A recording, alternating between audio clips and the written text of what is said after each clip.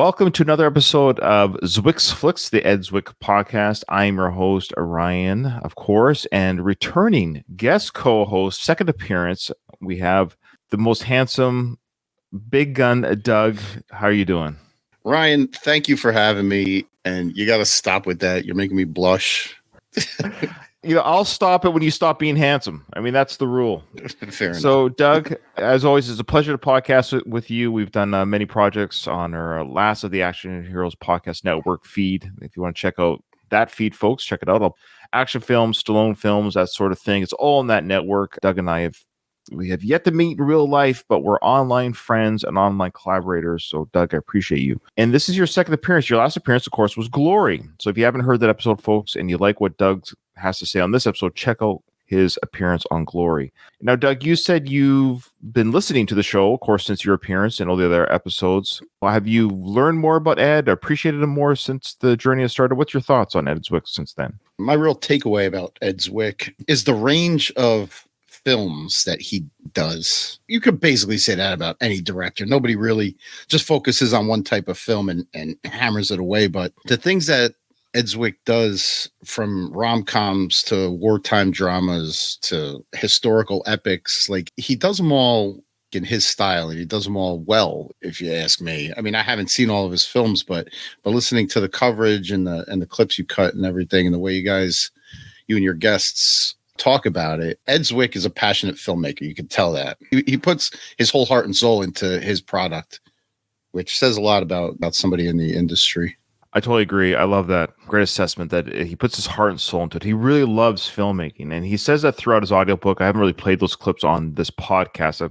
Again, if you have liked kind of what I've played regarding Ed Zwick's audiobook and you like behind the scenes stuff, it's a great read, great listen.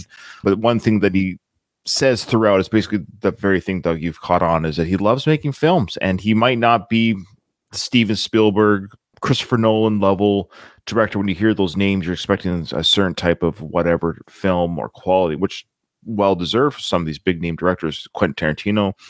However, he loves making films. He reminds me of me as a podcaster. I might not have the biggest podcast.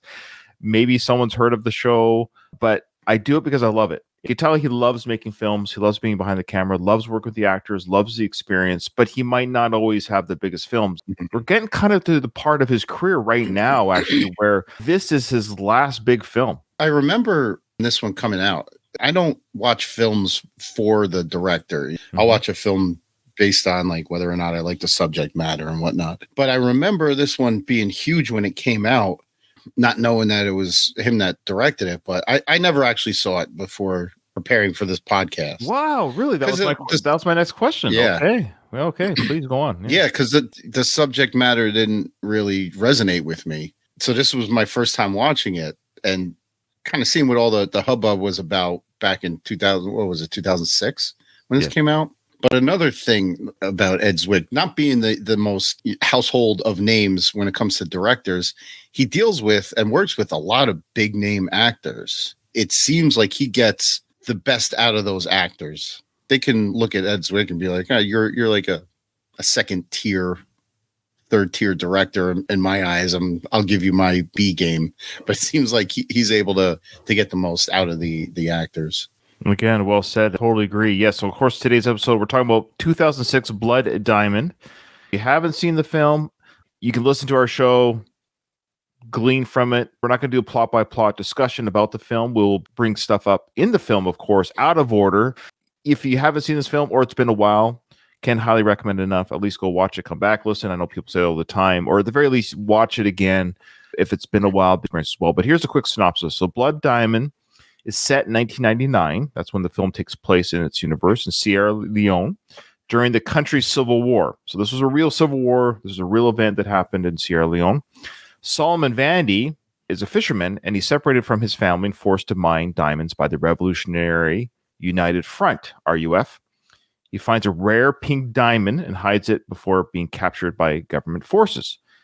In prison, Danny Archer, played by, of course, Leonardo, a gunrunner, hears about the diamond and arranges to free both himself and Vandy, played by Djimon Hounsou, by the way. I think that's how you say his name. Djimon Hounsou. Incredible actor. We'll get to him. Archer promises to help Vandy find his family if he helps recover the diamond. Together, they journey across war-torn Sierra Leone with the help from journalist Maddie Bowen, played by Jennifer Connelly. We'll get into her as well. Meanwhile, Vandy's son Dia is captured and brainwashed into becoming a child soldier. So after a perilous journey, they find Captain Poison's camp where Dia is stationed.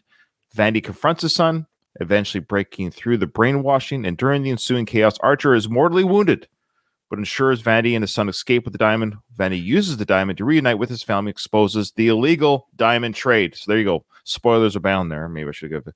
But that's a quick synopsis of the film. a lot happens in this film. I saw this film when it first came out. I can't remember now. It's been, if you can believe it, it's been 18 years since this film came out. Where does time go? This still feels like a new film to me. It looks like a new film to me. It hasn't aged in 18 years. The older I get, the years are just flying by so much more quickly. I can't believe my daughter's over a year old now, and everything's just going by so quick.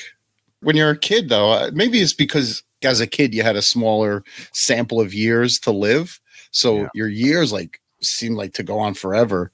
But now, school years would go forever. Like grades 8 through 12, it took 100 years. Now 4-year period is nothing. I know. This film came out 18 years ago. I did see it when it first came out. I just don't even remember now. I don't remember if I saw it on the big screen, which is odd. I probably did because, again, I was an Ed Zwick fan by this point. When they did the trailer for this film, it was advertised, of course, from the director of Glory and Legends of the Fall and Last Samurai. So I would have been like, whoa, cool. And it has Leonardo DiCaprio in it, which I was a fan of and still am of his films. And so I'm like, yeah, this is cool. Now, what I do recall is I've only seen it the one time until, again, watching it again in preparation for this podcast. So I've seen it now twice. And it's not an indictment on the film as a quality film. That's not it at all. But it falls into the category of where Glory and Legends of the Fall use those two films, and Last Samurai even, but specifically Glory and Legends of the Fall. Those films, they have their own maybe darkness or hardships, especially Glory, the one that you and I covered. There's a certain parts of the film where you just start, the welling up inside, the emotional journey, and kind of the redemption of characters and stuff. And there's some brutality in both those films. And Edward's Zwick is certainly not foreign, or he doesn't shy away from exposing the brutality of life. But I found in this film, Doug, I had forgotten, and maybe this is why I hadn't seen this in some time, just how dark and brutal this film is. This is the most brutal film up to this point of Ed's career. And I don't think he does anything like this again, where he goes this dark and brutal. The scenes with the RUF, when they're mowing down villages of people, taking prisoners and then executing them in the street, there was a tension there that made me very uneasy. I agree. It's definitely brutal to the max, but it also shows the brutality of those revolutionary liberators, because they'll have you believe that they're liberating Africa and freeing these people. Meanwhile, they're taking slaves to do their diamond mining, and they're taking the military as prisoners and executing them. They're terrorists. There's no other word for them. It's about money. The diamonds are financing the war effort. This is a part of history, of course, that we don't often talk about. And I love these type of films that expose this history and let people know this is a civil war and this was a tragedy that was happening in our kind of recent history. This is 1999, certainly in our lifetime. Some of the behind the scenes stuff that I researched regarding the actors in it, of course, Leonardo and Jennifer, they admitted that they peripherally knew, of course, of what's called conflict diamonds. You're aware of that term. You're kind of, I've heard about this. And it wasn't until making this film that they became advocates for this and educated by this. Yes, it's a Hollywood film. I hate it when critics, are, it brings to light a real issue. And that's the important thing to me, is that this film does bring up, hey, this is a reality that happened. Ed Zwick, in making this film, he came across a documentary that depicts the Sierra Leone Civil War. Ed Zwick, he received a script about the conflict, like he always does in his films. It seems like he'll get a script about, of course he did for Glory or The Last Samurai. He'll get a script that tells a great idea of a story of hey, we've got a conflict here. We've got a Last Samurai. We've got the First Black Regiment. And now we've got this conflict in Sierra Leone Civil War with the diamond industry. The script will come to him, and it just needs to be fleshed out. Ed has this great ability to flesh out these scripts to make them more human and more relatable for viewing audience. So he got the script. I forget what it's called off the top of my head. I apologize. But he also then, a couple years later, he came across a documentary on the internet. He was researching, I think, about this conflict. And in his research on the early years of the internet, he came across a documentary site called Cry Freetown. It was about this actual conflict. It came out in 2000, so the conflict in Sierra Leone was still happening when this documentary was being released. And it's directed by a guy named Sorius Samura. So Ed punched in his credit card information, ordered the DVD, and he got the DVD. And Sorius Samura, who filmed this footage and put this documentary together on a shoestring budget, he wrote in his DVD delivery, he goes, if you're the same guy that does those films that I enjoy, thing is oh my gosh, I can't believe I am that guy. And Ed reached out to him and said, yeah, that's me, and I want to do a film on this. Brought this guy in to be the actual consultant on the film. So this guy was boots on the ground during the filming of this film, Blood Diamond, who was there boots on the ground in the actual Civil War conflict in his hometown, Freetown. And he said in interviews, Doug, that what they showed in the Hollywood production, now often it's criticized that Hollywood glamorize it or Hollywood will even make it worse. He said that what they showed wasn't as bad as it was. They toned it down. Wow. So he said that's incredible. He said it was toned down for Hollywood pictures. They didn't show how brutal it really was, that conflict. That's amazing. We're here in our safe little bubble here in the Americas. Not that we're blind to it, but we're ignorant to the level of suffering that other people go through in other parts of the world. Just watching this made me feel so uneasy. Yes. About you can't even walk out of your house because you feel like the rebels are going to come tracking through your neighborhood, taking prisoners and slaves and executing people. It's goddamn. Well, let's talk about let's talk about that storyline right there. So Djimon Hounsou, his son Dia, it's a heartbreaking film. Look, let's just say off the start here. Did you like the film? I should just ask that right away. Did you enjoy the film? I did. I enjoyed it tremendously. The thing that I like about films like this is you take a wide scope event, right? The Civil War, and you focus on one very, very tiny story within that. The ones that I fall to mostly are the true stories, like Band of Brothers or World Trade Center. Do you remember that one with Nick Cage? Movies like that, when you take this big event and you focus on a story within within it. Yeah. Like I said, I mostly fall towards the true stories, the factual ones. Let's take Titanic, for example. You know what I mean? It's a fictional event that happened within this big true story. That movie is garbage, but I appreciate the fact that they focus on one very small part of a bigger event. Yeah, I love Titanic. You had the great painting scene where, can I draw you? It's I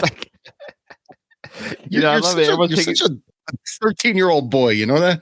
It's my favorite scene in the film. I love it.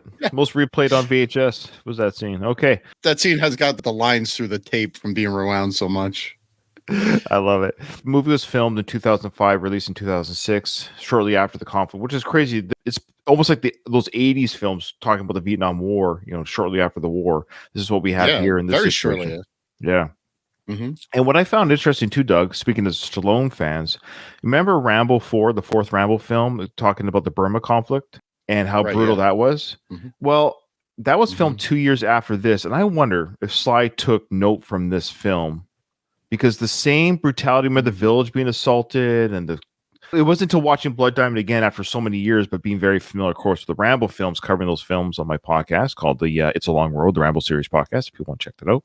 Doing that coverage recently, then watching this Blood Diamond film, I was like, holy smokes, 2 years apart. I wonder if Sly took an idea from this, honestly, and that's nothing wrong with that. Saying, hey, I'm going to depict the Burma conflict in a very brutal, real way. What do you think? Do you see some similarities in the filming style and everything? Very similar filming styles between the two films. Now that you mention it, yeah, the terrorists, I'm going to call them terrorists, not rebels. That's what they are. They come in trucks and the truck-mounted guns and everything. There's a lot of similarity. And, come in droves, and you're just spraying bullets everywhere, taking the people that survive as, slaves.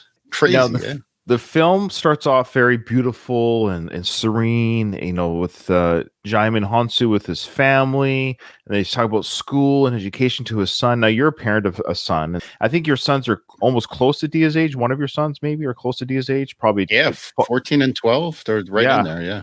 Yeah, I have a 12-year-old son as well. This movie regarding the father-son relationship, this is where my heart was just like, dude, he's walking his son to school, and then how quickly it just turns to his son gets kidnapped and taken as a child soldier. And this is real. This is what really happens. And I knew about this thing happening, but watching it on screen again, seeing it depicted and how these adult men will brainwash children. They showed a scene of Dia, the son, blindfolded, shooting somebody. So when he took off his blindfold, he didn't see himself kill the guy. The blindfold was put on him. Then he shot the gun. And then the blindfold's taken off. Said, "Yeah, you killed that man who's lying on the ground," and to help kind of like desensitize them to killing. And I understand that what they have also done in some of these child soldier scenarios is they actually make the children go back to kill their parents and family. Jesus. This is what the guy was saying, that the things that were shown in this film isn't as brutal as what really happens in these conflicts. What was your overall feelings on the conversion of children into killers? It would have been two different experiences. Had I seen this back in 2006 when it came out before I had children, I would have thought it's brutal and wow. Now that I have kids, I was putting myself in Solomon's shoes, having my son ripped away from me, the desperation that he shows, but he didn't even know until he found his wife and his daughters at that camp. He didn't even know his son. He was like, "Where's Dia? Where's Dia?" He lost his mind when she said they took him, because he knew exactly what that meant by they took him. They were turning him into one of them. The part that got me hard, I really felt his pain, was when he found him, in that mining camp, and he tried to bring him back, and his kid was like, "Get away from me. I don't know you." Oh, that was like a knife to the heart, man. Yeah. I don't know how well known the movie is because it's an early 90s gang movie called South Central with Glenn Plummer. Did you ever see it? No. Glenn Plummer is the main actor. He was a gangbanger. He goes to jail, and his young son was pretty much raised by his gang member associate and turned into another gang member. So in jail, Glenn Plummer's character, he flips and he becomes good, quits the gang life, but he comes out of jail to find his son just way deep into the gang life. So there's this really emotional scene at the end where he's pleading with his son to come with him instead of staying with his gang buddies. At first, the kid, like, no emotion on his face, like, no, this is my life, blah, blah, blah. And then you see him turn. As he turns, like, he starts to cry, the kid, you know what I mean? As the father pleads, and he's willing to die to save his son. It's very emotional. More emotional in South Central than I will say as depicted in Blood Diamond, believe it or not. Well, fair enough. I haven't seen South Central, so I didn't have that comparison. Since we're talking about it, that was the scene in this film where there's two scenes that I got choked up. So these are major spoilers, folks. The first scene, and this is in chronological order, that got me choked up was, when Vandy, played by Djimon Hounsou, when he's now has a son. His son has pointed the gun at both him and Leo's character, because he's still in that mode of, even though you've pulled me out of the camp, you're the enemy. I've been told to kill you. I've been told that my parents hate me, that they're terrible people. But the conversation that the dad has with his son it's heartbreaking and powerfully performed. Dia, young babe, what are you doing? You are a good boy who loves soccer and school. Your mother loves you so much. She waits by the fire making plantains and red palm oil stew with your sister yonder. And the new baby, the cows wait for you. And Babu, the wild dog who wants no one but you. I know they made you do bad things, but you're not a bad boy. I am your father, who loves you. And you will come home with me and be my son again. And you're saying South Central is even crazier or in an emotional way better. But yes, but this film, and it got me choked up. I wasn't crying, but I felt it. In fact, it was funny. I was watching on my computer, and my wife came in and asked me to do something. And I was like, God, you're breaking the moment. I'm like literally in this emotional scene right now. Like it took me out of the moment. She's like, honey, I need your help with something. I'm like half wiping away tears. She's like, what's the problem? Like, oh man, you literally caught me at this big moment of the film. I had to go back. Yeah, powerful moment. And of course, the second most powerful moment in the film was Leo's character. Huge spoiler, when he was dying and he gives the diamond to the father's son and says, take this, it'll change your life and expose these this corrupt business. Take it, huh? Mr. Archer. Take it. I thought you would steal it from me. Yeah. It occurred to me, huh?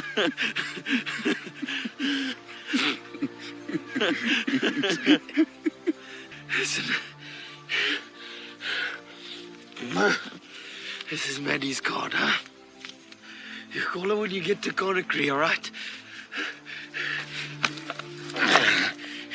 And don't trust that pilot for a second. You point this at his head if he fucks around, all right? I can't carry you.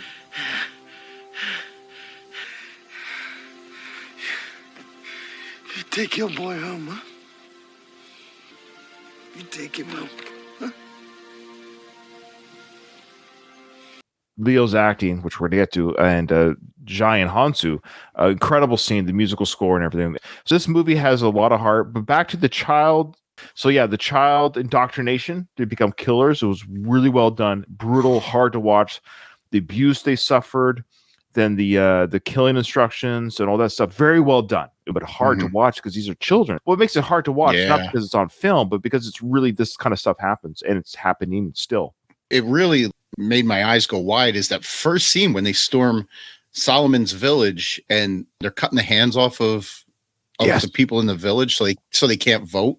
The soldiers that were standing around laughing about it, a lot of them were kids, and I was like this child soldier shit really happened. It really kind of struck me, and seeing it on film made me drop my jaw. Absolutely. So the question I had actually when I was watching this was, how did they get these kids to act this stuff out? They have kids with weapons shooting people, shooting other people, and they're very well done by these children. So what they did was, regarding the child soldiers in the acting, Blood Diamond, of course, tackles the disturbing reality of child soldiers, a key element of the Sierra Leone Civil War. The film portrays how young boys like Solomon Vandy are kidnapped, brainwashed, and forced to commit atrocities. The production team worked carefully with young actors, providing historical context and guidance to ensure they understood the serious subject matter while also protecting them from the emotional weight of their roles. So there was people on site. They were saying, look, this happens. It was a combination of this is happening to people your age. This is important that you understand this is horrible atrocity. So you are presenting to the world how horrible this is. So we need you to act this out. But this is also horrible and you're not to enjoy this. So it was a combination of educating the children about what they're portraying. It was a very fine line between we need you to act like this, but they had constant mentorship and adults surrounding these kids, just making sure that they were not brainwashed, being brainwashed. Yeah, it seems like a tightrope. Very tightrope. Okay, so let's get into some of the actors now. The first one I want to get into is a very small role. He had a very, very small role, but I recognized him. He was at the very beginning of the film. The actor's name is Stephen Collins. Did you recognize him? Yes, the Seventh Heaven guy. Yeah, that's right. He was in Seventh Heaven from 1997 to 2006 or 7 with Jessica Biel. You remember watching Jessica Biel grow up on TV? Oh, yeah. I sure do. He played Reverend Eric Camden, the main role in that. He was the father figure and a reverend. You recall some of his later personal troubles that he ran into? I don't believe I do. Okay. So the moment I saw him, I was like, oh, oof. 8 years after the film and 7 years after Seventh Heaven ended, the New York Police Department began investigating Collins after an audio tape leaked to the media and revealed a male voice purported to be that of Collins himself admitting on that tape to past sexual abuse of a minor under the age of 14. Oh, come on. She's not the Reverend. Yes, the Reverend. In December 2014, interview with People, Collins admitted that he committed, quote, inappropriate sexual conduct with 3 female minors, one in 73, one in 82, and one in 1994. So he got it all out of his system before he played the Reverend, at least. Jesus. Yeah, before they surrounded him with minors in this TV show. Well, that's just it. That was his penance. He goes, I'm going to play a God-fearing man for 7 years on TV, and that will atone for my sins. I think since 2014. I wonder how many more films he's done. Oh, his acting career has ended. Okay. Imagine that. This is before the Me Too movement. His last role on film was in 2012, where he played Mr. Harder on the Three Stooges film. He was the voice of Howard Stark in 2014, The Avengers Assemble. There you go. That was his last role. But yeah, he hasn't done anything since all the stuff came out. I don't know how I missed that. You might have heard it, but there's just so many. There's just so many. Yeah, that's true. Or a dime a dozen. I love on Wikipedia, years active, 1971 to 2014. Never to be heard from again. Oh, he got divorced from his wife of 30 years in 2015. You don't say. Maybe she didn't know about his proclivities before that. 2 of them did occur before he was married, but one of them occurred during his marriage, 9 years into his marriage. Oh, man. Can you imagine you and I had that in our background? Right? What would your wife say right now if like she found out you diddled a 12-year-old 8 years ago? Jesus. She would leave you in a heartbeat. There would be no questions asked. I don't care how much she loves and supports me. That would there's certain things that are considered deal breakers. I think that's one of them. I think it's one of them. Bless his heart. Well, we wish you all the best, Stephen. Hope you did okay out there. Yeah, rotten hell, you piece of garbage. He had a very small role in that film, all the same. And another familiar face at the beginning and in the film, he kind of played the corrupt diamond dude who met Djimon Hounsou's character in the limousine at the end of the film. The English guy? Michael Sheen, yes. Oh, that goddamn! I recognize him, but I couldn't place him. He's a very famous actor. He's 55 now. He's been acting forever. He's done stage, film, TV, tons of stuff. He was in Frost Nixon, for example, was a big role that he did. He was in the TV show Masters of Sex on HBO forever. He's on Good Omens. He's done a lot of stuff. Big actor. He's done Charity, political activism. No accounts of sexual minor. There you go. That's good. So he's good to go. Yet. He does all those foofy English movies. Well, he's English, Doug. He's allowed to do the floofy. Well, he's from Wales. So he's English and parent. His accent seems so proper, so that's why he gets all those like high status roles, you know. He's a handsome enough guy. I'll give him that. He has had a string of interesting and pretty, like, check this out. He was with Kate Beckinsale from 95 to 2003. She's one of the most beautiful people on the planet. Right in her heyday. Yeah, he had her for 8 years, from 95 to 03. At her peak hotness. Yes. And then he went on to be with, I'm just going to quickly see what she looks like. She's not a quote-unquote celebrity. I just Googled her with Michael Sheen. Very pretty. Her name was, she is an actress, but she's not a big enough actress to have a Wikipedia link, if that makes sense. So her name is Lorraine Stewart. So he was with her for 4 years, and she's very attractive. Then he was from 2010 to 2013. His next partner was Rachel McAdams. Jesus. And then he went to a different kind of hotness and funniness. He dated for another 4 years Sarah Silverman.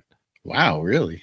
That's a wide berth of women. No, they're all over the place. They're all pretty. And then he's now with Anna Lumberg, his current partner.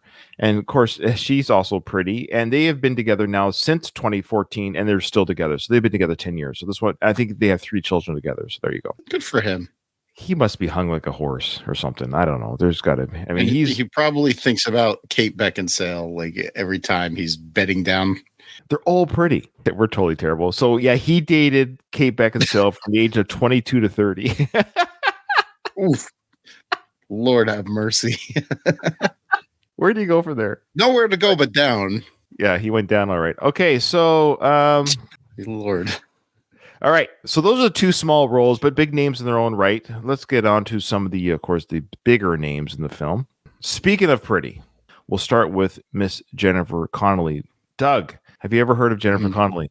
1980s Jennifer Connelly was one of the most gorgeous women to ever live. Of course, she's currently married to Paul Bettany. They've been together for 21 years. They have 3 children together. So good for them. Watching this film, Doug, like it's been 18 years. She was about 36 in this film. Watching her in this film was like, oh my goodness, she is just absolutely stunning. She is a stunning. Yeah. She is the Brad Pitt of females. Like the way women have swooned over Brad Pitt. When you see her on screen, you're like, there's something about her that I don't know how co-stars who are with her on screen, how would you not be drawn to her? I can't place it either because she's not over the top. Let's go back to Kate Beckinsale. Kate Beckinsale, like the second she comes on screen, she grabs you. But Jennifer Connelly, like you see her at the beginning of the film, you're like, oh, that's a pretty girl. But as the film goes on and the more you look at her face, like it reveals this, like, I don't know if it's her beautiful eyes or the dark hair with the lighter color eyes. Her eyes, like, I can't pinpoint about it. I think I know what it is. Kate Beckinsale walks in and you're like, I don't have a chance. There's just no way. I'm no Michael Sheen. There's no way. Jennifer Connelly walks in. She's gorgeous, but she has this approachability where it's like, she'll talk to you. She has the appearance of the everyman like you and I. Oh, look, she's with Paul Bettany, which no offense to Paul, he's no Brad Pitt.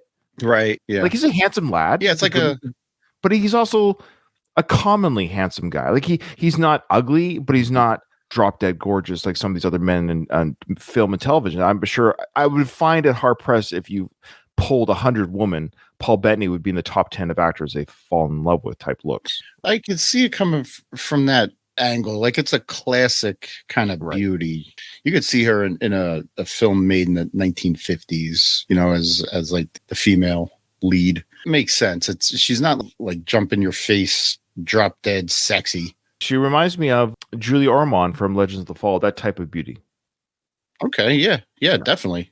That's a good comparison. We've seen the old Instagram. I'm sure. I know your Instagram feed doesn't have this algorithm. I won't speak for you, Doug. But you've seen Instagram models where some of them are just. It's almost, but it's too much.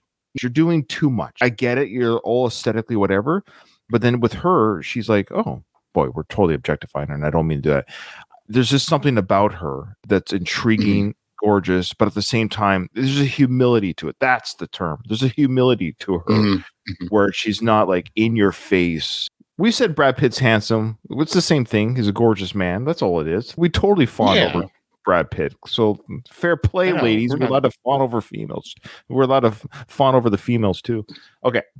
Fair play. That's right. Fair play. We did talk about Brad Pitt and how hot he was. My goodness. Okay. Gorgeous.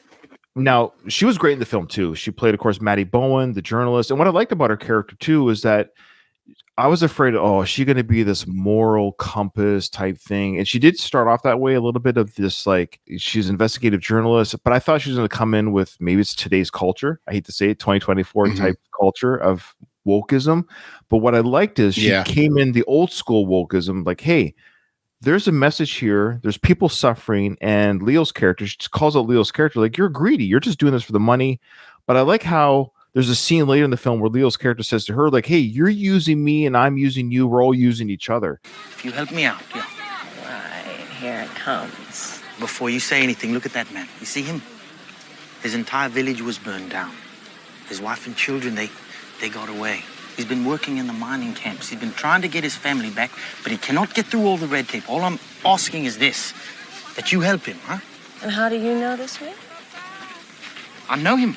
Oh, come on, Archer. You're using him. I'm using him, and you are using me, and this is how it works, isn't it?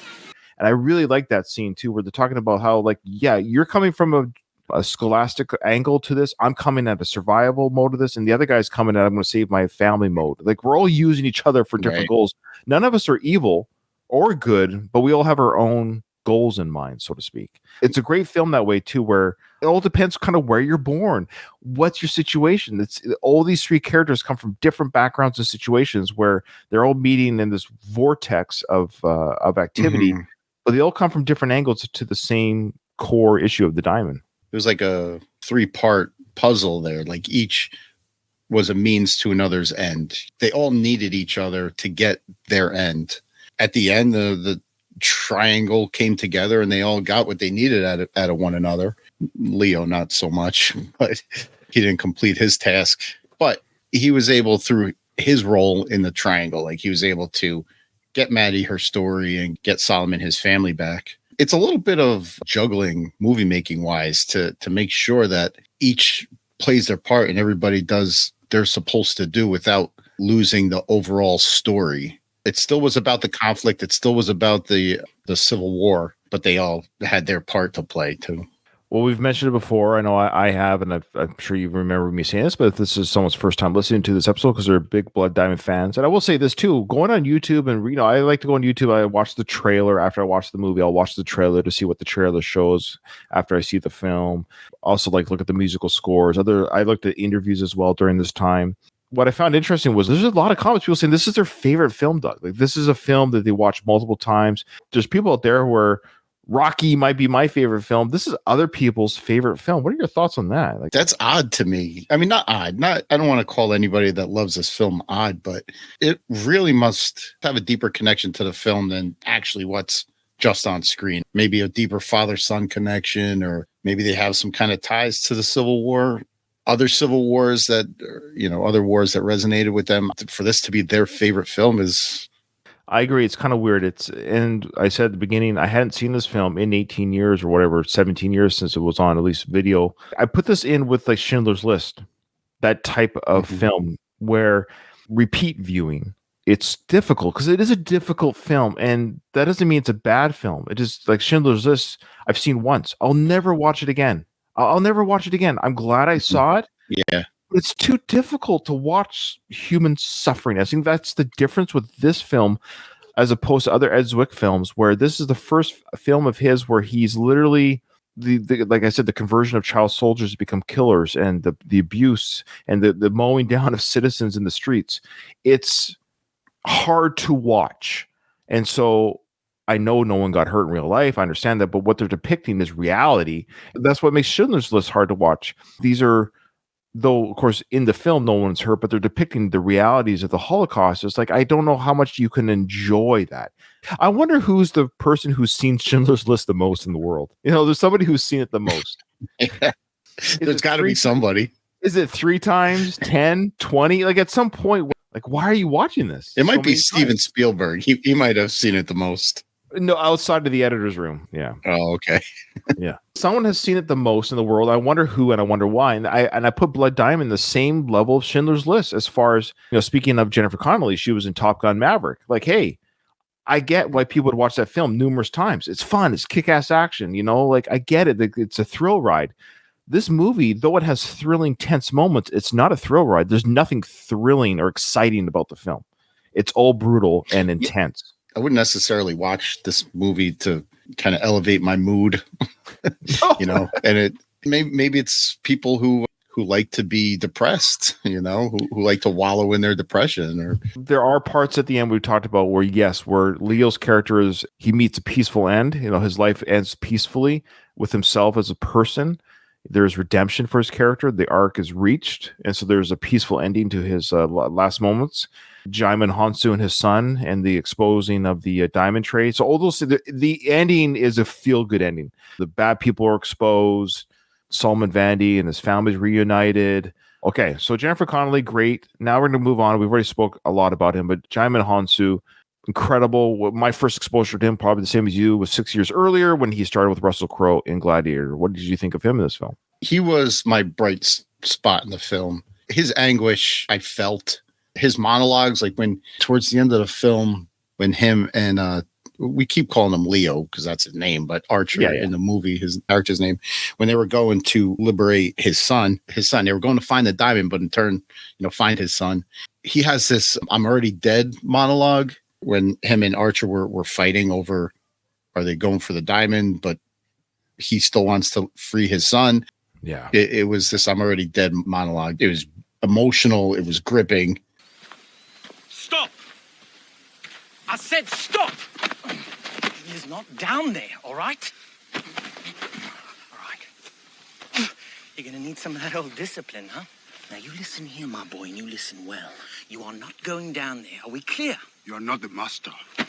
Right now, that is exactly what I am, and you better remember it, Keffa! You fucking move, huh? Don't you move. Don't you move, huh? My son is there! Your son is gone, huh? He's alive! He's gone! He's alive! He's there with those crazy people! I am his father! His father! I should have protected him! I must go find him! I cannot live without knowing! Shoot me if you want, but I'm going! But it doesn't matter! I'm dead already! Incredible acting, and his whole acting as the father, I agree. He was definitely the heart of the movie. He was the moral compass. You know, his whole purpose was the worst thing he did was steal a diamond from the criminals, but he's a prisoner. You know, he's mining for terrorists, and he found the pink diamond, so he hit it. Very stressful moment throughout the film. Yeah, but his acting in that part, I totally agree. When Leo's character is like, no, we're not going to your son. You're following me. And so when Djimon Hounsou says to Leo's character, when he says, you know, yeah, I'm dead already, I'm going for my son, and the way he speaks and he's yelling, that is acting. Yeah. I don't know who he was up against, but he was robbed. I know he got an Oscar nomination, so don't get me wrong, but I'd have to go back. A better podcaster would know who won that year. But I wonder who beat him, because that kind of acting, we look at it, seems natural. It's like, oh, of course, it's just Djimon Hounsou pleading, to go save his son or whatever, and how he's at the depths of despair and hell in that moment. Could you just do it right now, Doug? Could you actually act that out?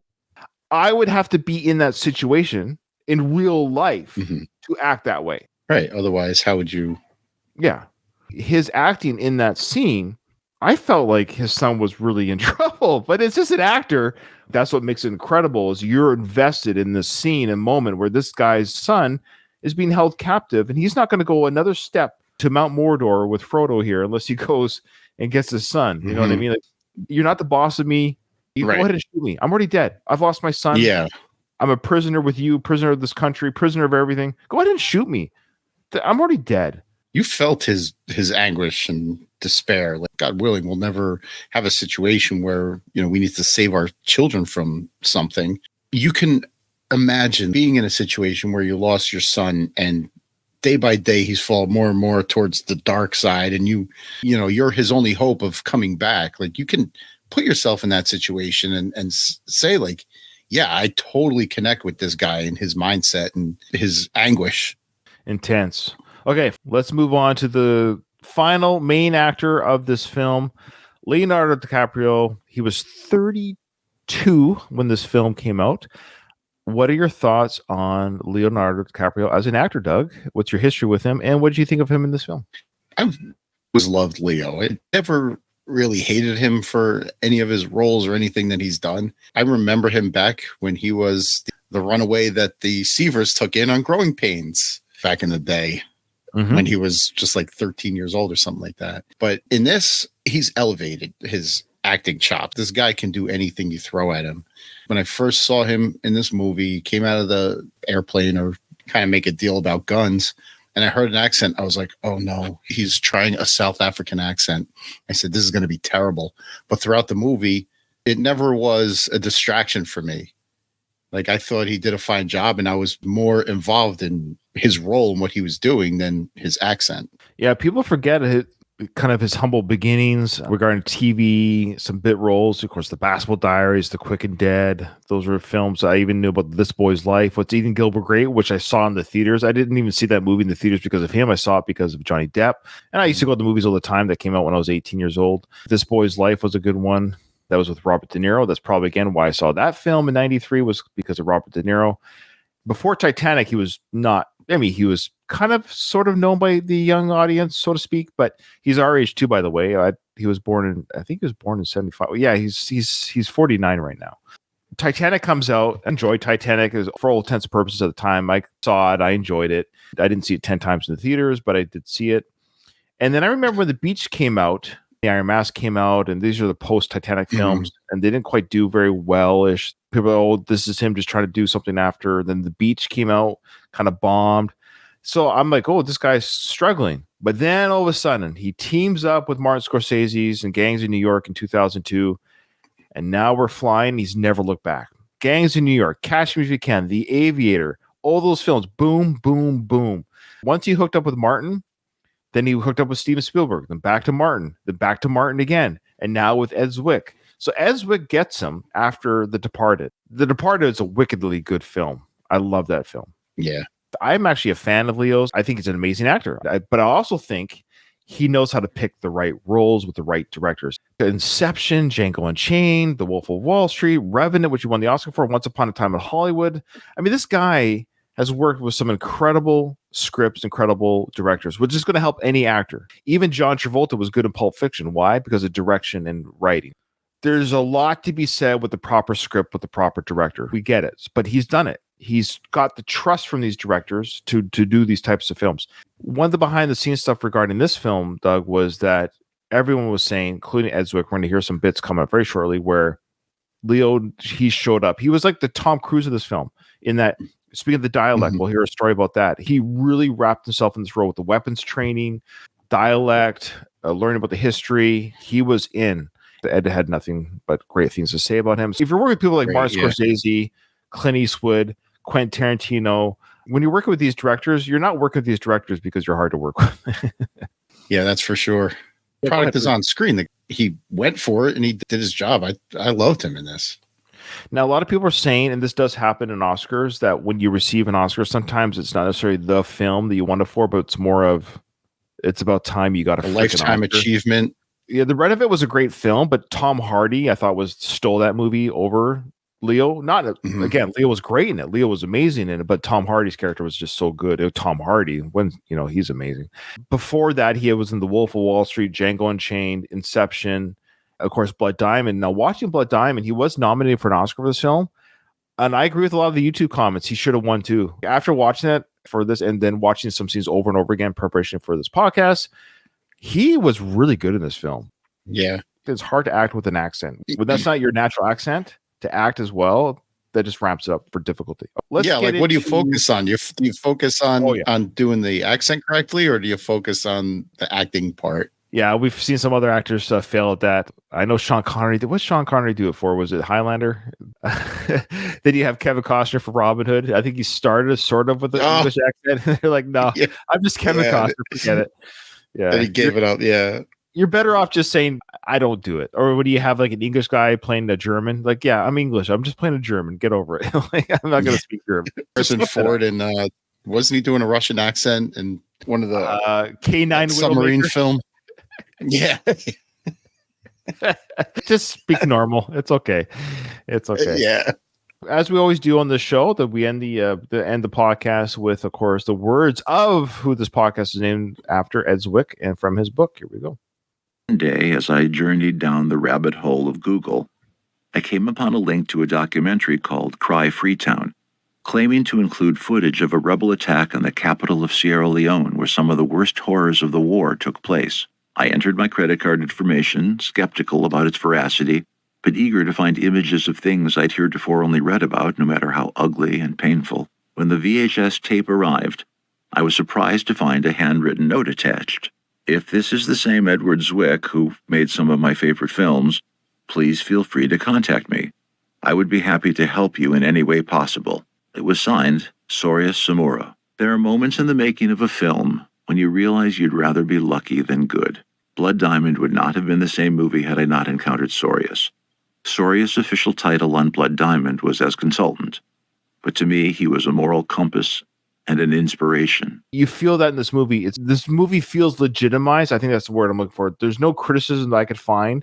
There's a couple critics who are stupid, but knowing that the guy that was behind that documentary was the heart of this film, that makes this film more legitimate in my eyes. It was almost fate that this was going to happen regardless, because you can order something from, you put in a credit card somewhere. How often does the company that sending you the item look at the name on the receipt? The documentarian, it's almost like he wanted this to be made, because just because Edward Zwick ordered your film doesn't necessarily mean that he's going to make a film about it, but he includes a note that says, I'll help you in any way you need. It was fate, it was fate that this was going to be a thing. Somewhere in the vast townships of Johannesburg, she'd located a program in which at-risk adolescents were given the chance to join improvisational acting workshops, not in the hope of becoming professional actors, but rather to gain such life skills as communication, anger management, and collaboration. Without those kids' fearlessness in doing some of the things I asked of them, a crucial element of the story would have been lost. The child actors, what I liked is they weren't looking to get into film necessarily, but they're learning like life skills of how to follow orders and to show up on time and to work. It's kind of cool. They used the movie time as a work program. He said improvisational group, but more like role-playing kind of exercises. But yeah, I could definitely see like that's one way to reach the kids. When it came to casting the role of the diamond smuggler Danny Archer, Leonardo DiCaprio was always foremost in my mind. I had never worked with him and was told he would be difficult to pin down, and that his process of deciding what movies to do was arcane and shrouded in mystery. Nothing could have been further from the truth. To my astonishment, one of the most sought-after movie actors in the world also turned out to be the most unpretentious. Once he read the script, we arranged to meet. After he gave me a quick tour of his jaw-dropping collection of movie posters, considered by many to be the finest in the world, we sat in his garden and talked about Danny Archer. Leo's questions were probing and insightful. He didn't commit right away, nor did I expect he would, but at the end of our meeting, he asked if we could meet again. In the interim, I gave serious thought to his notes about the character and returned with ideas. He seemed to like what I had come up with and soon said yes. It was as straightforward a process as I could have hoped, and working with him was like that from that moment on. It's an endorsement right there. They listened to each other, they worked together, they collaborated, and made a great film. I like to hear that about certain actors. Like, you know, you're one of the most famous people in the world. You can be as pretentious as you want, but to stay humble in that, it says something about the person's character. Yeah, again, you're not working with Martin Scorsese for 6 films or whatever, and you're a dick. Yeah. Those type of directors aren't going to have it. So, yeah, it's nice to hear. Say what you want about Leo's dating proclivities. It's all above board. They're all of age. Yeah, they're all of age. Yeah. They just get to a certain age to get. He's got that on Stephen Collins, at least. Oh, that would break my heart. That would just break my heart. Some James Franco situation came up with Leo. That'd break my heart. Yeah. Because I enjoy his films. I'm glad that the actor doesn't have any skeletons like that in his closet. Say what you want. He's dating someone 20 years, 25 years his junior. He can and he will. Like, I have no place to talk. My wife is 19 years younger than me. She's closer in age to my oldest son than she is to me. So I love it. It's fantastic. One of his defining qualities was a dogged determination to have his ideas given real consideration. Not necessarily that they be accepted carte blanche, but always discussed at length, sometimes at great length, and sometimes, I'll admit, with a redundancy that made me want to tear my hair out. In the realpolitik of Hollywood, he knew the movie might never have been made without him, and certainly not at the scale or with the means I was being given. Yet he never expressed his ideas as anything more than suggestions. It was an intense and intensely gratifying collaboration between actor and director. Invariably, once I understood what he was getting at and figured out how to express it in the script, his contributions never failed to make the movie better. I love it. It's just sort of the Tom Cruise situation that we talked about in Last Samurai, where once Tom Cruise was on board, they're kind of like, whatever you need, we'll get you. And I don't think Tom Cruise abused that either, but he's saying specifically here, like, this is a difficult film to kind of get greenlit. This is Blood Diamond industry. Like, really, this is a big draw for the audiences. So having Leo on board, had it been an unknown actor, but the same film, but just an unknown actor, it probably would have maybe half the box office. Maybe the draw was Leo. Absolutely. He wasn't big timing Zwick in any way. It was like a true collaboration, bounced ideas off of one another. Ed coming from a director's perspective, and Leo coming from an actor's perspective. It's like they understood I hate that term, but they understood the assignment. It was like a true collaboration. I like hearing that too, that they both kind of knew, like, yes, we're able to do this film because I'm in it, but he never played that card. Departing from the first writer's intentions, Marshall and I had reimagined Leo's character from that of a gung-ho American mercenary to an embittered Rhodesian, Zimbabwean ex-soldier. That he believes himself to be as African as the Mende fishermen he treats so badly was central to Leo's interpretation of the part. Crucially, he was unconcerned about making his character unsympathetic to the audience.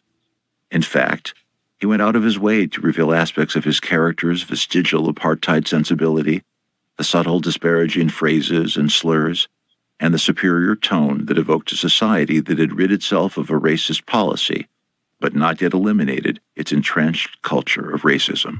Yeah, I thought they did a great job of Leo's character. He wasn't an altruistic hero, so to speak. Like there was a redemption arc, Right. But he was born and raised in that area, and I like that idea too. That he wasn't a white. You're talking about the accent. He was South African, so he had to have that inflection in his voice. He came from that area. This character, so he lived this world. Whereas the journalist Maddie Bowen, played by Jennifer Connelly, yeah, she was an American journalist, so she didn't live this world. So she comes in with her American ideals saying, oh, this is bad. I like that we see this middle ground that Leo kind of presents. Like, it's neither good nor bad. This is just the world I live in. Your American ideals see this as bad, but it's not the way you're painting it, an American journalist person. That's an interesting redirection. And I think it served the movie very well, because if he was just an American gun runner, he'd be like Nick Cage in God of War. It's a different look altogether, but being from the area and kind of being embattled or involved in not that conflict, but conflicts, being part of the army, it really gives you a different perspective, knowing like what that area goes through by living there. It was really an interesting redirection. Long before arriving on set, Leo worked for weeks with Tim Monick on perfecting his accent. Upon arriving in South Africa, where we would shoot the early scenes, Leo took it to the next level, hanging out with real-life versions of his character, drinking Jägermeister with them in seedy bars, soaking up the ambience, emulating their tics and jargon, even passing as one of them as he assimilated their affect, as if he'd served with them in the bush. Leo was a rock during a grueling shoot. Years later, his work in The Revenant would be a testament to that same resilience. Midway through production, just as we were to begin shooting the toughest action sequences, he aggravated a torn hamstring. After each shot, he stepped behind a makeshift curtain, dropped his pants, and had a physical therapist do his best to stretch him out and alleviate the pain. He never complained, and we never lost a minute of production time. Each day, he just gutted it out.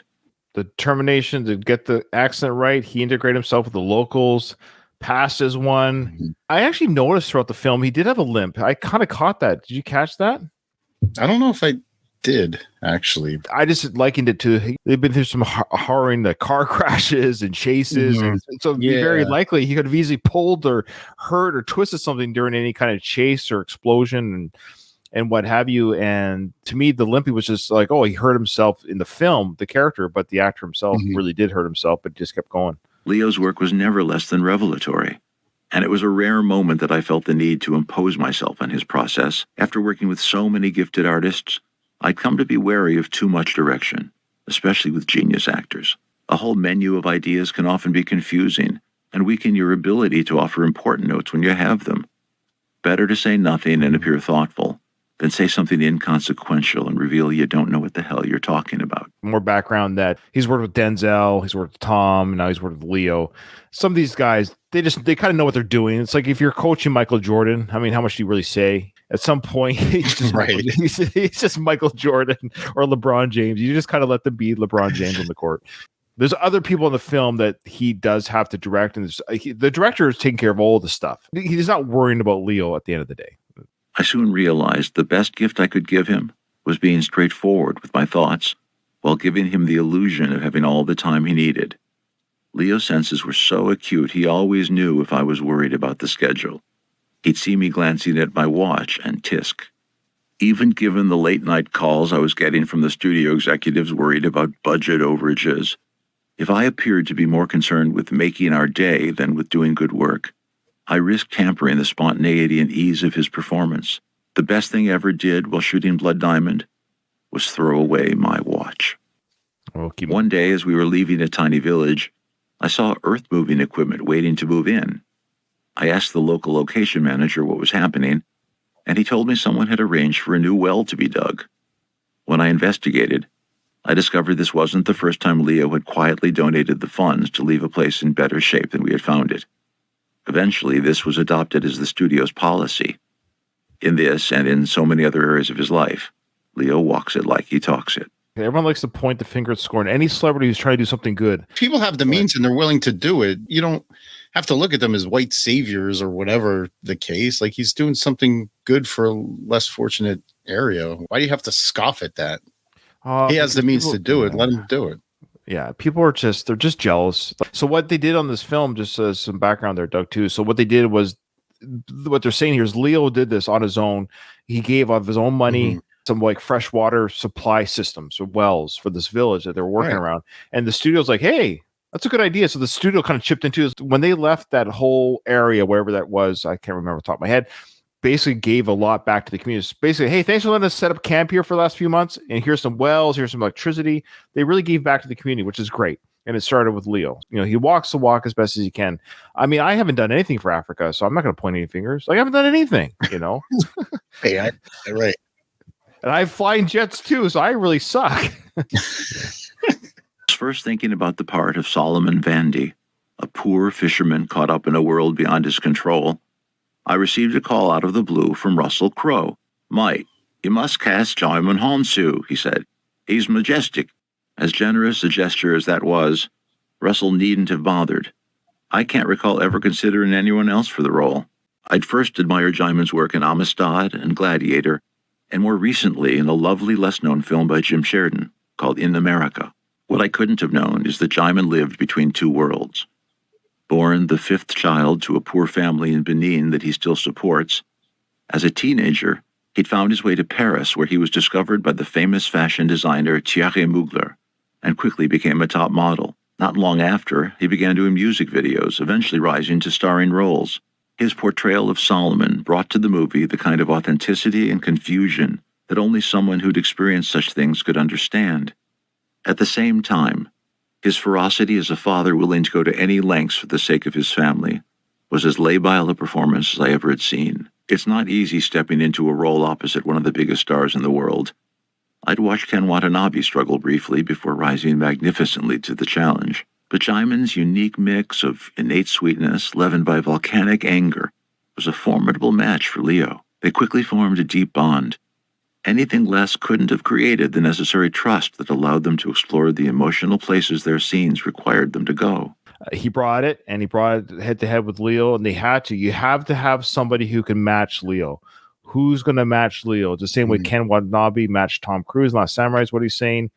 I have to have someone here, a foreigner, so to speak, a foreigner, or sorry, native of this country. But the idea being that you have these two polar opposite type characters coming together, very Last Samurai-ish in that sense, but they came together for a common goal at the end. And they definitely matched head for head in some ways, like you're saying, both Ken Watanabe and Watanabe in Last Samurai and whatever his name is. And then Djimon Hounsou. Oh, Jesus. He's really struggling there. The comment I'll make on that passage was, he said the way he can range his emotions from calm and poised to uncontrolled rage and despair. The moments where he is raging and desperate is when his family is involved, you know what I mean? And as a family man, and you're a family man too, I get that. Like, my wife and my kids are the most important people in the world to me. I mean, more to me than anything. And they're probably the only thing that can bring me to a level of rage like that. Otherwise, you know, I could be even keeled about almost anything. Yep. Agreed. Hey, Maddie Bowen, an investigative journalist. I needed someone who could translate the complicated workings of the diamond industry and have the words sound like second nature. In other words, somebody really smart. I'd been a fan of Jennifer Connelly since her work on Requiem for a Dream and House of Sand and Fog. In addition to her obvious beauty, I'd always sensed a keen intelligence in her performances, and it was clear from the moment we first talked about the role that she could hold her own opposite Leo and Djimon. Jenny is also quite a badass. During a rough stunt in which her car plunges through dense jungle while under fire from rebels' AK-47s, she got so knocked around that she suffered 2 herniated discs and a concussion, yet insisted on finishing the day's shooting before seeking treatment. But the key to making her character work was the personal passion she invested in scenes that might otherwise have come off as expository. The intensity of her character's desire to get the story had to rival Danny's quest for the diamond and Solomon's desperate search for his lost child. They all came from 3 different angles, sort of using each other, but also working together for sort of the same goal all in the end. But I love how their 3 worlds collided in this moment. It was really cool. This clip is too good to not show you, so I won't go into the rest. He just talks about working with James Newton Howard. And there was one part in the clip I wanted to show you, but I won't. But he mentions working with James Newton Howard after the passing of James Horner. Remember, James Horner did Glory. Did you know that James Horner died? I did not know that. Yeah, he died in 2014, 2015. But what's fascinating, I think Ed kind of messed up because he talked about how he couldn't work with James Horner anymore during this film because he had passed away. But I think he just mixed up his dates. He passed away in 2014, but Blood Diamond came out in 2006. Right. It is kind of weird. This is a good story here. There's only one instance of even the mildest misbehavior that I can think of when it comes to these terrific actors, and it's more a testament to their camaraderie than anything else. It seems Leo was currently between gorgeous girlfriends. One morning, I walked into the makeup trailer, as I often did, to discuss the day's work with him.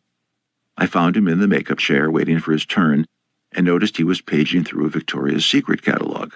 "What are you doing?" I asked. Jenny, who was in the chair beside him, without even looking over, said, "Shopping, and that's all the dish I've got about the three of them." The boring truth is it was a joy working with such generous, talented people. Leo and Djimon were both nominated for Oscars. Jenny deserved one too. He's shopping. For a girlfriend, not for lingerie. That's great. Even Jenny's like, whatever. It's Leo. He's looking for girlfriends. But that's the most salacious story you can think of at his whole production. This is just old school Tinder. Yeah. For him, it is. Okay, so here I think it's the music talk. I just found it fascinating that his editor, nobody caught this flub here. Diamond was the first movie I was to make with composer James Newton Howard after James Horner's tragic death.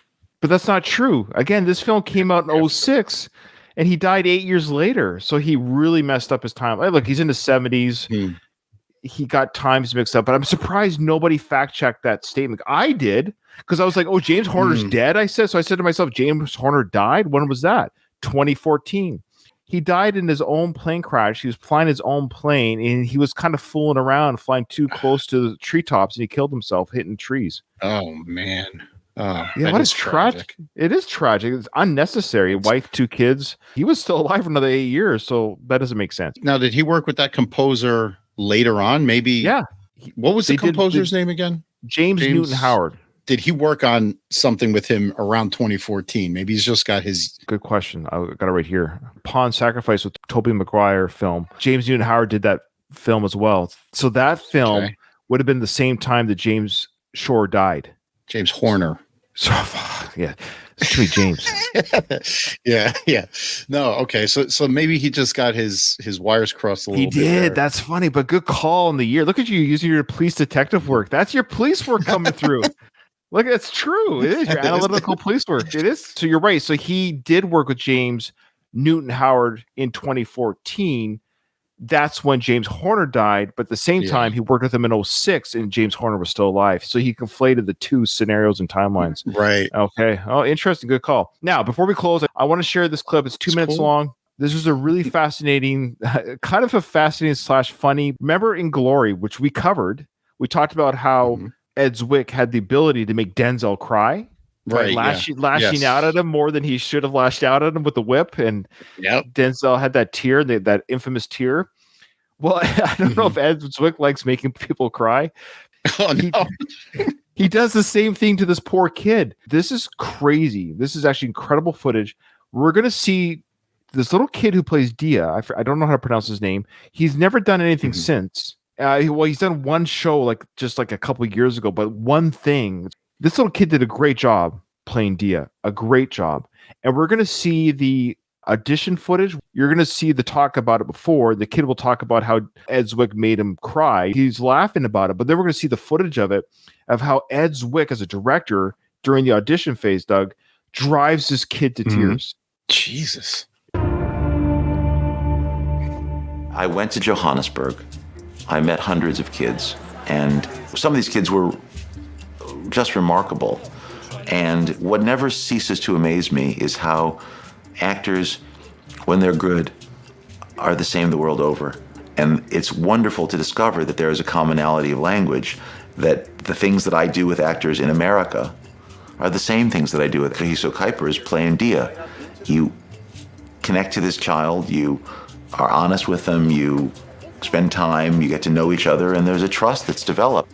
And at the end of it, you can ask them to go places and do things they may have never done before, but their willingness to go there is absolute because they trust you. I auditioned first time, call back, I auditioned second time, and then on my third time, we were doing some work together where Ed made me cry. Because, you know, when you're a soldier, they pick on you, you know?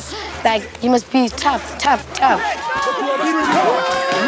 And a child like Dia is not that tough because he's still a child. He doesn't want to be a soldier. He wants to be something big, you know? He wants to follow his dreams. But he can't follow his dreams because of these people are stopping him from following his dreams, you know? So Ed became the person that's stopping me from following my dream. I got very angry and I was in character because Ed was pushing me around. It is very nice and I thank Ed for that because it helped me a lot while I'm in my audition. Shoot her right now. We saw a quick clip there of Ed like shoving around with his hands, roughing them up like one of the male captors, roughing up the kids. So he's roughing him up in this audition.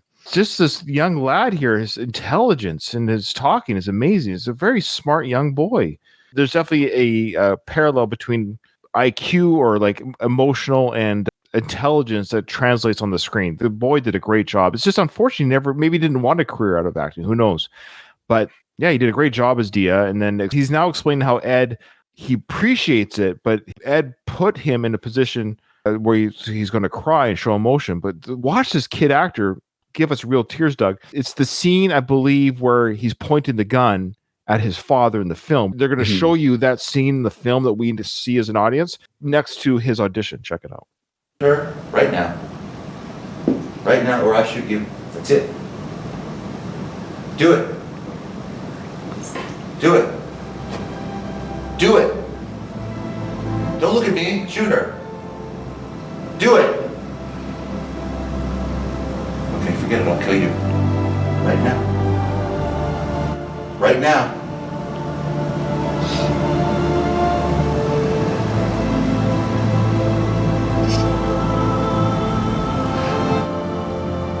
Yes? Do it. Do it.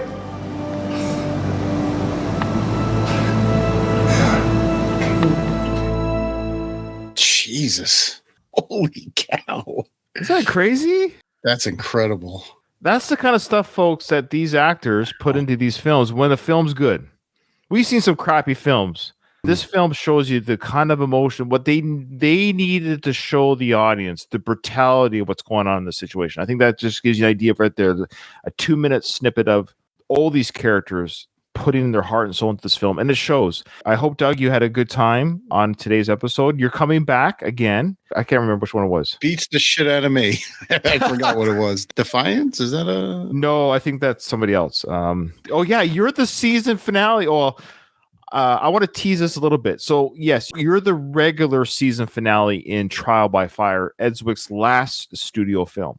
But I think what I'm going to do is, because I'm having so much fun doing his filmography, I've already decided I'm going to do quote unquote bonus episodes at the end of the season or series. The bonus episodes will be films that he either wrote or produced. I think that might be a fun journey as well. So films that he still had a significant role in, but not as director. I think that might be fun to explore if people are on board for that. But you are officially the last Zwick film called Trial by Fire. Doug, anything you want to plug before you leave? Yeah, we'll plug the old Rocky Minute. Rocky Minute is a podcast that I started about 7 years ago and got through the first 2 seasons pre-COVID, pre-divorce, and my life has just crazy and busy since then. So I got Rocky 1 and 2 in the can. Rocky 3, I'm considering actually going back and re-recording because there's way too many references to 2019 in there that we make. So I might just have to start fresh with Rocky 3. So it's still a thing. Trust me, people, it's still a thing. I got the Sylvester Stallone fan podcast with my good friends Ryan and Craig. Those are my main shows. I guess on other people. I'm like a career guest, career podcast. You are, guest. sure. That's right. We love it. And you're one of my go-to people. I really appreciate you. Appreciate you taking the time out of your busy day, Doug. You're amazing. You're great. Thank you, everyone who watched this episode of Blood Diamond or listened to this on your podcast feed. Share it, like it, comment, send me an email. Somebody, anybody, tell me you like the show. I don't know. There's got to be somebody out there other than Doug and my mom listening. So, yeah. I think Craig says he listens to, and Katie. Other than that, that's my audience. So somebody other than that listen to 4 people.